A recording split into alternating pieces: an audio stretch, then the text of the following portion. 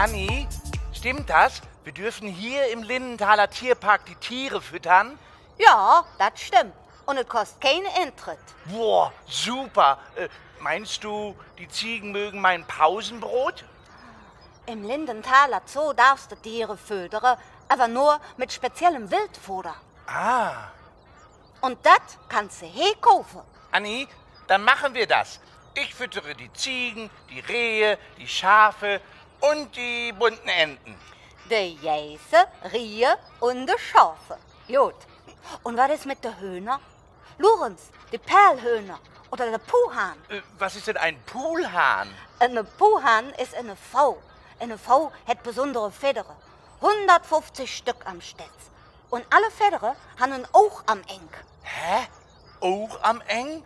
Stetz? Stetz ist Schwanz. Auch am Eng heißt, am unteren Ende sehen die Federn so aus, als sei ein Auge drauf gemalt.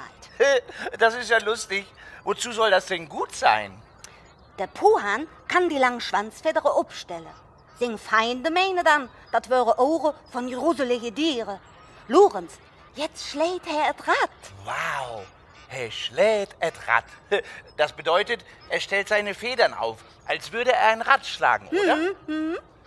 Er schlägt et Rad. Das würde ich auch gerne können, Anni. Ara mit 150 Augen. Anni, wie heißen denn die anderen Hühner hier? Das sind Perlhühner. Ah, und was sind Perlhühner? Perlhühner. Sie haben ein Schwarzfederkleid mit Graupunkten drauf. Das sieht aus wie Perle. Der Puhan gefällt mir besser. Ara, so mäht der Puhahn nicht. Auch wenn er Hahn heißt. Schwarz Lever Kölsch und nicht der Hühnersprach.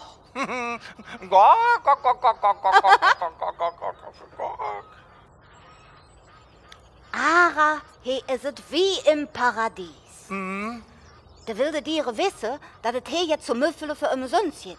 Deshalb kommen auch von außerhalb wilde Tiere zu Besuch für zu fressen. Echt? Wer denn? Für ein Beispiel der Raubvogel. Hier geht freiwillig hin. Ja, aber was denn für ein Raubvogel? Der Habicht, der Bussard oder der Milan. Und was frisst der Raubvogel? Ja, wat wohl.